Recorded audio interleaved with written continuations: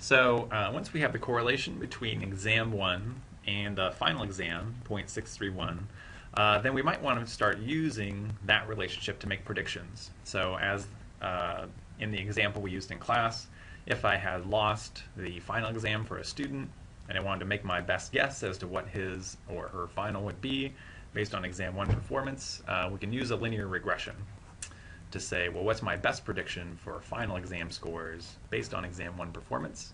To do that, go to Analyze, then drop down to Regression, and then under Regression, go ahead and pick Linear Regression.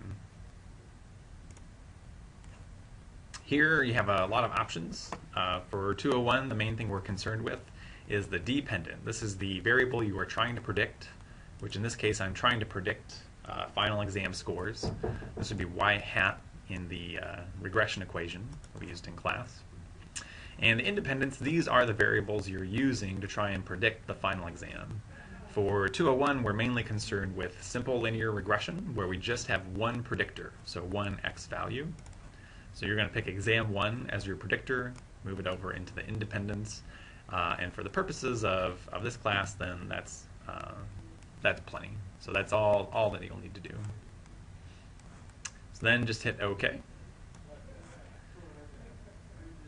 And you get a little bit of output here. One, you'll see just the variables you used are shown in the first that we used exam 1 as our predictor, and we're trying to predict final exam scores, and everything else you can ignore for this example.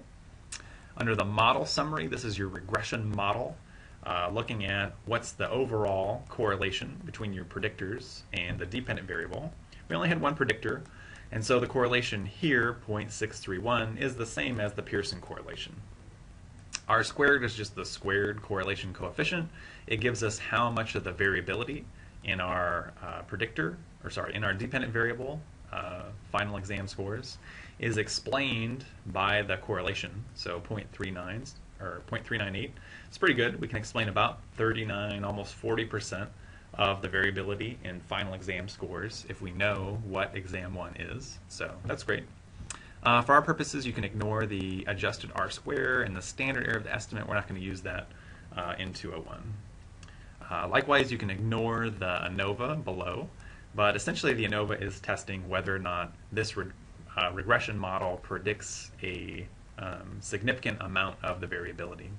So do you believe that the R square for the model is significantly different from 0? So you can ignore it, but take some confidence that this is an encouraging result. And is pretty much the same as the significance of our correlation from the Pearson correlation. What we care about now is trying to put together our regression equation.